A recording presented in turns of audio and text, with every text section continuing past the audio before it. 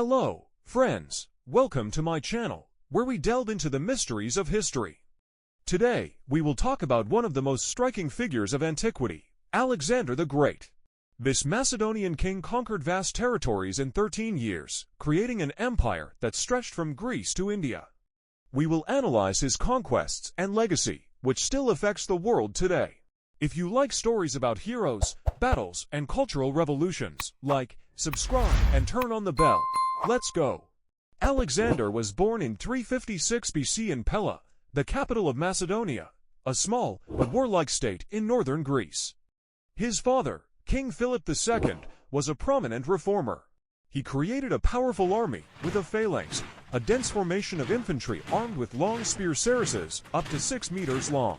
Philip united the developed Greece under his rule through the League of Corinth and dreamed of conquering the Persian Empire, which had threatened the Greeks for centuries. But in 336 BC, Philip was killed at his daughter's wedding. Many suspected, exclusively with the former wife of Olympias, Alexander's mother.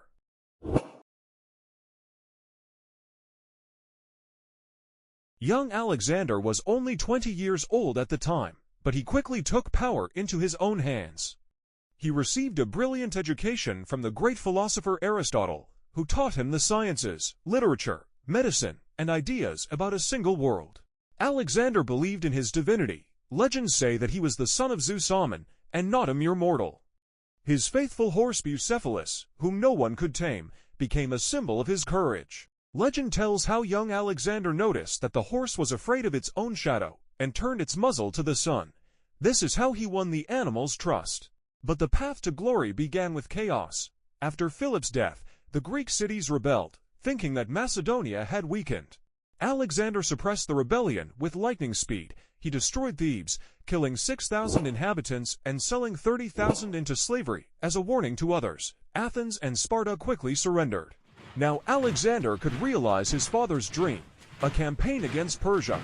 In 334 BC, Alexander led an army of 40,000 across the Hellespont into Asia. His goal was to avenge past Persian invasions of Greece, such as the burning of Athens by Xerxes. In 480 BC, the first major battle took place at the Granicus River.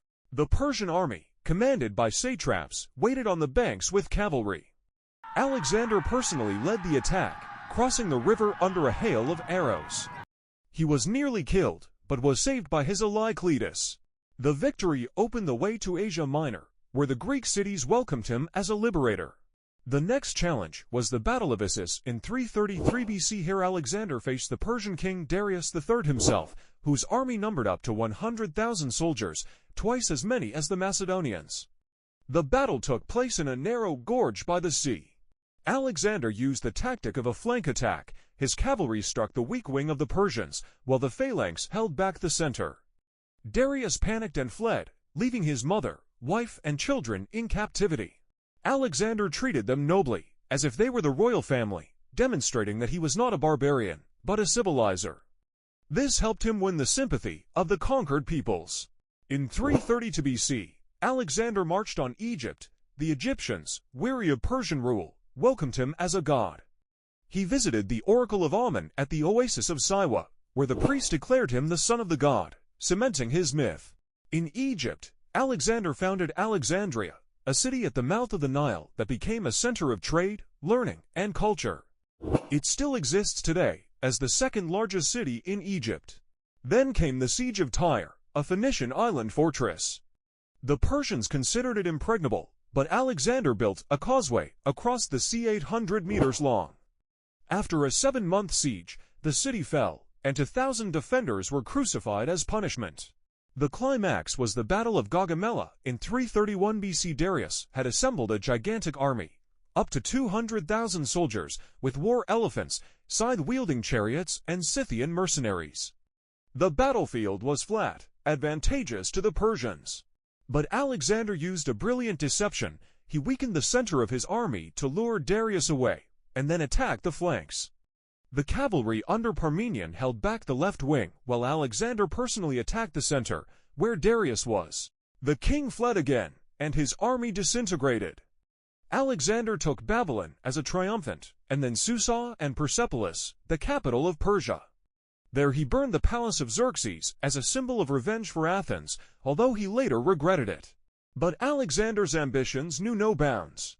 He moved further east, to Central Asia, suppressing rebellions in Bactria and Sogdiana. In 329 BC he captured Darius, but he was killed by his own satraps. Alexander buried him with royal honors. In these parts he married Roxana, the daughter of a local leader, to strengthen alliances. The campaign continued, crossing the Hindu Kush, battles with mountain tribes. In 326 BC Alexander reached India. The Battle of Hydaspes against King Paris was one of the most difficult. Paris had 200 war elephants, and monsoon rains had turned the field into a swamp. Alexander crossed the river at night, surprising the enemy, and won by using cavalry against the elephants. Paris surrendered, but Alexander made him an ally. Alexander's empire now stretched over 5 million square kilometers, from the Adriatic to the Indus River, but the soldiers were tired from 8 years of campaigns. Near the Beas River, they mutinied, refusing to go any further. Alexander was forced to turn back. The return was terrible. Through the Gedrosia Desert, up to 75% of the army died from thirst and disease. In 324 BC, he held a mass marriage in Susa. 80 of his officers married Persian aristocrats, and he himself took to Persian princesses. This symbolized the fusion of cultures, Greek and barbarian. Alexander died in 323 BC in Babylon, at the age of 32. The cause was a mysterious fever, possibly malaria or poisoning. His last words, to the strongest, regarding an heir. Without a clear successor, the empire fell apart.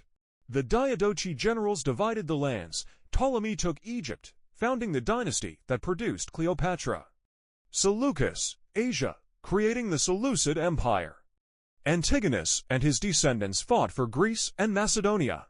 The era of the wars of the Diadochi began, which lasted for decades. But Alexander's legacy is immense. He spread Hellenism, Greek culture, to the east. He founded more than 70 cities named Alexandria, from Egypt to Afghanistan, which became centers of trade and learning. Alexandria in Egypt had a famous library with 700,000 scrolls and a lighthouse, one of the 7 wonders of the world. His campaign stimulated the exchange of knowledge, Greek philosophy mixed with Persian, Indian, and Egyptian.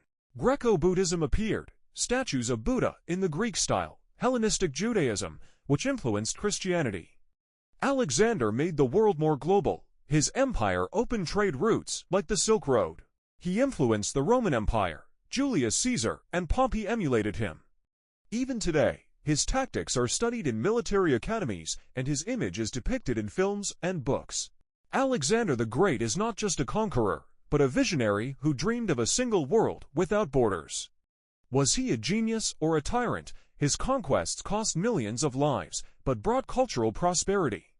What do you think? Write in the comments. If you liked the video, like, share with your friends. Thank you for your attention. See you in history.